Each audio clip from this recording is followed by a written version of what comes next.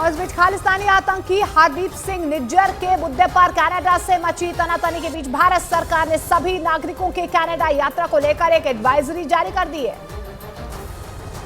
और भारत से कनाडा की यात्रा करने की तैयारी कर रहे लोगों को अपनी यात्राएं टालने की नसीहत दी।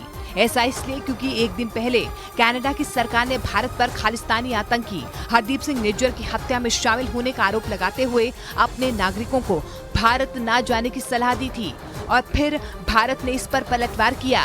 विदेश मंत्रालय की तरफ से जारी आंकड़ों के मुताबिक कनाडा में 2,30,000 भारतीय छात्र और 7 लाख के करीब भारतीय नागरिक रहते हैं, जिन्हें भारतीय उच्चायुक्त के संपर्क में रहने के आदेश जारी कर दिए गए।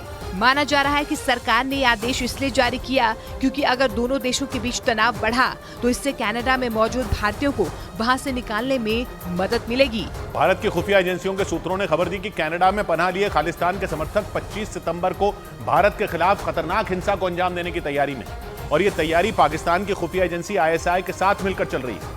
खबर है कि इसके लिए खालिस्तान के आतंकियों का कनाडा में भारतीय हाई कमीशन के सामने रैली निकालने का प्लान है।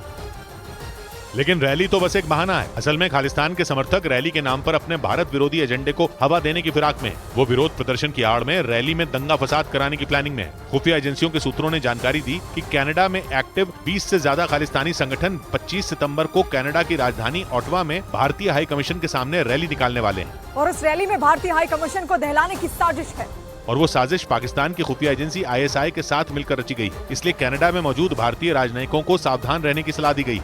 माना जा रहा है कि कनाडा की सरकार के भारत विरोधी एजेंडे की असली विलन वहां की NSA यानी नेशनल सिक्योरिटी एडवाइजर है। कनाडा की NSA जोडी टॉमस वहां के PM जस्टिन ट्रूडो की खासम खास है और पिछले साल ही कनाडा की नेशनल सिक्योरिटी एडवाइजर बनी है। और जब से जोडी टॉमस ने कनाडा के नेशनल सिक्योरिटी एडवाइजर का पद संभाला है, वो भारत के खिलाफ एजेंडा चलाने में लगी हैं। जोडी टॉमस खालिस्तान के आतंकियों की समर्थक हैं और अभी जून में ही उन्होंने सरेआम झूठा आरोप लगाया था कि भारत कनाडा के आंतरिक मामलों में दखल दे रहा है। इस पर विदेश मंत्री S जयशंकर ने उन्हें खरी खरी भी सुनाई थी, मगर तब भी कनाडा बाज नहीं आया और जस्टिन ट्रूडो ने अपनी संसद में भारत के खिलाफ जहर उगल दिया। यानी ट्रूडो तो सिर्फ चेहरा है, उनके कान भरने में उनकी NSA जोडी टॉमस लगी है। और इस मुद्दे पर न सिर्फ बीजेपी बल्कि कांग्रेस ने भी कनाडा के प्रधानमंत्री जस्टिन ट्रूडो की आलोचना की। कांग्रेस नेता शशि थरूर ने तो इसे जानबूझकर उकसाने वाला रवैया बताते हुए कनाडा के प्रधानमंत्री को नसीहत दे डाली और खालिस्तानी आतंकी निज्जर के मामले में भारत सरकार पर आरोप लगाने पर उनकी जमकर आलोचना की।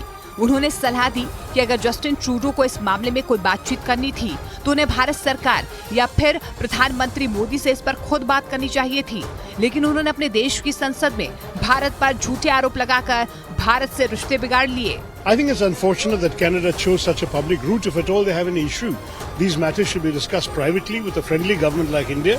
ऐसा इसलिए क्योंकि कनाडा ने भारत पर निज्जर की हत्या करवाने का आरोप लगाते हुए भारतीय राजनयिक को निष्कासित कर दिया, जिसके बाद भारत ने भी कनाडा के राजदूत को निष्कासित करते हुए कनाडा में रह रहे भारतीयों को एडवाइजरी जारी कर दी, जिसके बाद दोनों देशों के बीच तनाव बढ़ गया। मुंबई में